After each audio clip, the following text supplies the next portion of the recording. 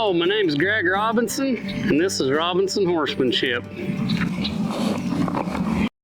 What was the most singular moment in your career where you got a piece of advice or, an aha moment that's really affected you in your career?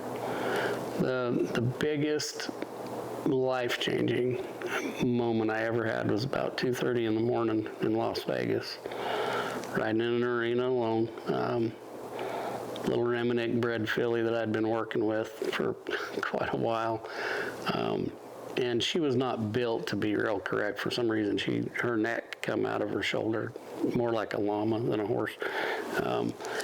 And I was doing what I'd been taught my whole life. Take, they give, I get out of their way, right? We've all been taught that. Take, release, take, release. And this horse would give me her chin, would balance out. The second that I would get out of her way, she'd come completely out of frame. And then I would bring it back down and back and forth and back and forth. And finally I just stopped her and I was talking to her out loud. I said, "Philly, you're driving me nuts. I know you can do this, but you won't stay balanced." I said, "When you're bitted up in a snaffle, I can turn you loose in this arena, you run all over this pen, you'll change leads, you'll stop, you'll roll back, you'll walk, trot, lope, and you never come out of frame, you never tighten those reins, and those reins never move." And I went, those reins never move. The length of that rein never changes, and she knows exactly how long it is, and she never tests it. After that first bump, she comes back and stays there, no matter the pace, the direction, the maneuver. So I was like, well, I'll give that a go. So I gathered her up like I normally would, legged her up into her face. She gives me her chin. I lope her off, and this time, instead of pitching her away to let her fall apart, I just held her right there. And she kind of pushed back and forth on it a couple of strides and dropped her head and never tightened that rein. I went to loping circles, and even just a snaffle, I just threw those reins over the tip of my finger, picked them up, legged her, she framed up, I loped her off, and she never took it off the tip of my finger. That moment right there changed everything.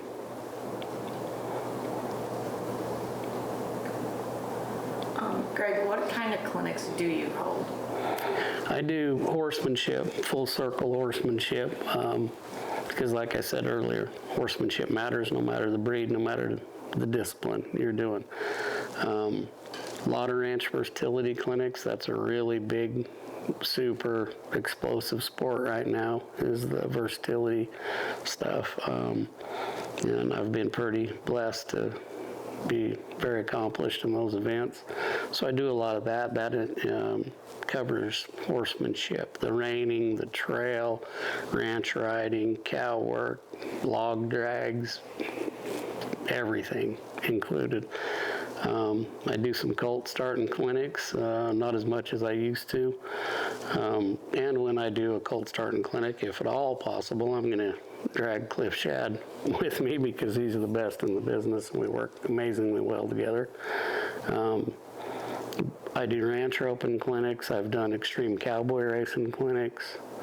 So just about anything you can throw at me, I'll sure be happy to show up and work with you on it. I get jumpers that come to my clinics. Not that we work on going over fences, but because that's a little out of my wheelhouse. Even though I have rode some jumpers over fences, which is quite a rush, but mostly horsemanship. People will come to a clinic, they have their things they want to work on. Say they want to work on reining. They may need to work on a lot of other things before they get to that first, or trail or cow work or whatever the case may be. I'm happy to get there with you, but maybe we got some other things to do first, so you can achieve those goals. So I'm very fluid in what I do in my clinics. I don't care if you got trouble loading your horse. Well, we can fix that, no problem. So, and that's why every clinic I ask every single rider, what brought you here? There is a reason why you spent your money, loaded your horse, and showed up here today. I don't want to miss that reason. I can be here for days showing you some really neat stuff that's going to help you, but it may not be that one thing that you were hoping we'd cover. To make this worth your time and money, I need to know what it is. Is it lead departures? Is it extending your jog? Is it how to safely teach your horse how to do a log drag? Get better stops?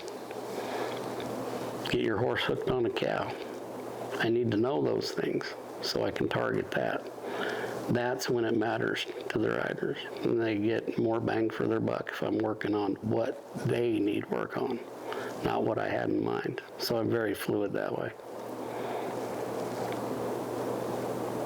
So I get riders from all walks of life, all breeds, and I enjoy every single one of them. It's a great experience to be able to go around this country and meet a lot of fantastic people. The network of friends I have, you included, him included, you included, is all because of the horse and teaching. And what a huge blessing that is, to go across the nation and ride great horses and work with wonderful people and create lifelong friendships. I wouldn't trade my job for nothing. I love it.